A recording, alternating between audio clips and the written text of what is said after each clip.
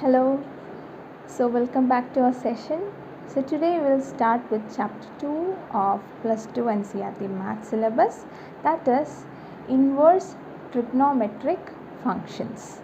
Okay, so first of all let me tell you something. For the easiness of your revision, you can make your short notes from the beginning itself. Okay, so today I will tell you some tips that you can follow so that your revision won't be that much rush. Okay, so you can do your revision very effectively. Okay, so since we have done with our chapter 1, so for chapter 1 there is not much equations or condition to be remembered. So even though there are some things to be remembered for your exam. Okay, so take a notebook, maintain it as your short note. Okay, and write chapter 1 and list out all the things need to be remembered for the revision. Okay, and also for chapter 2, first I am telling about the properties and some things to be remembered throughout the session. Okay, so why? Because if you write down it in your short note, if you maintain or if you take that notebook whenever you do your work, it will be easy for you. Okay, because in second chapter there are a lot of problems are coming, and each problem will be solving with using some inverse function properties. There are some trigonometric properties we'll be using. So if you keep remembering, if you keep learning that, it will be very easy for you to figure out what is the property you have to use in this problem, like that. Okay, so maintain a short note and keep writing whenever you learn some new property, keep writing it. So for the second chapter, first of all I will tell all the properties, then we start doing the problem. Okay, so this part is the regarding the function, range and the domain. This is our function, domain, range aspect. We'll see what it is.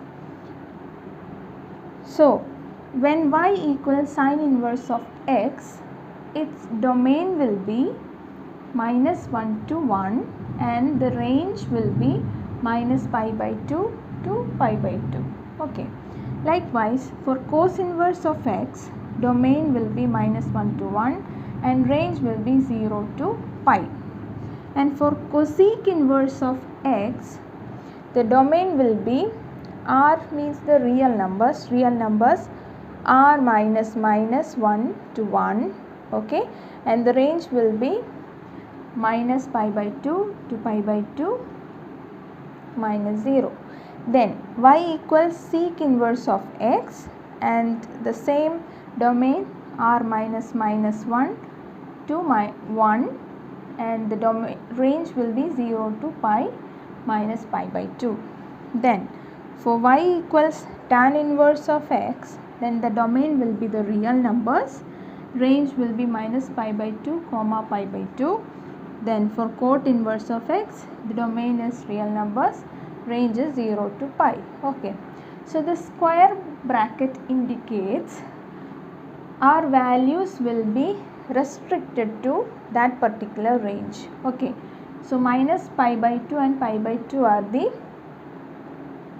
end values. Okay, starts with minus pi by 2 and ends with pi by 2. Okay, so we cannot take any values after pi by 2 or before minus pi by 2, but this bracket means it is open bracket, this is closed bracket. So open bracket means we can have range from pi by 2, also we can have range of values before minus pi by 2.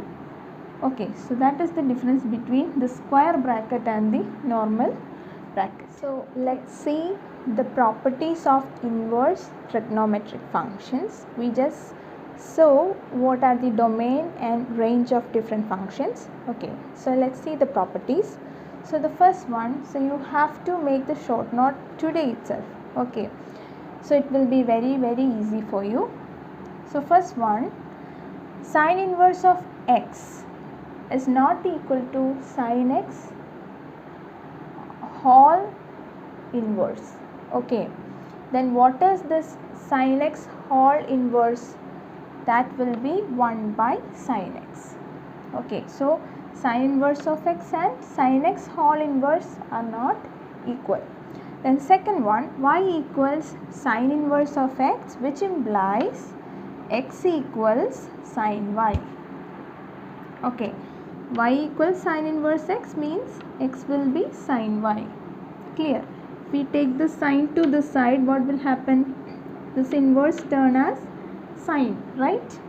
Then sine of sin inverse of x will be x. Then sine inverse of sin x also will be x.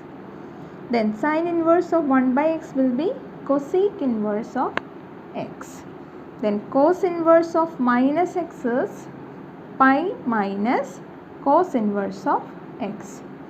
We have to use any of these properties in our problems. Okay, cos inverse of 1 by x will be sec inverse x.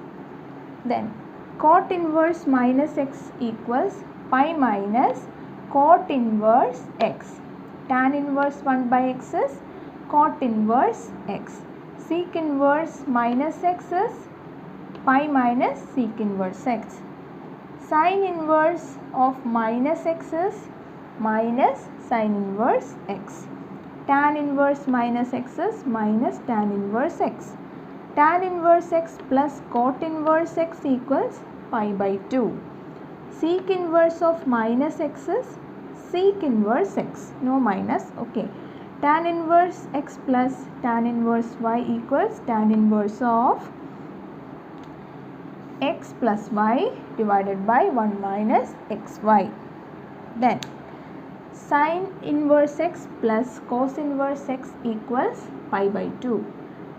Cosec inverse x plus sec inverse x is pi by 2. 2 tan inverse x equals sin inverse 2x divided by 1 plus x square, that is equals cos inverse 1 minus x square divided by 1 plus x square. 2 tan inverse x, we have one more formula, that is tan inverse 2x over 1 minus x square. Tan means sine over cos, right? So if we divide these two, we will get this. Tan inverse x plus tan inverse y equals pi plus tan inverse x plus y over 1 minus xy, where x into y is greater than 1, that is x and y is greater than 0. Clear? Definitely if we get x into y greater than 1, then x and y should not be 0, right? I hope this is clear for you, how this tan inverse of 2x over 1 minus x square came. I will just explain that. So if we know that tan x will be equal to sin x over cos x, right? So 2 tan inverse x will be sin inverse 2x over 1 plus x square, and which is divided by cos inverse 1 minus x square over 1 plus x square. Okay, so if we apply the cross multiplication rule, since both the denominators are same, right? So it will be a over b times b over c, so b get cancelled. Similarly, this term and this term will get cancelled, both are the denominators. So it will be sin inverse 2x divided by cos inverse 1 minus x square, that is tan inverse 2x over 1 minus x square. This is what this answer. Okay.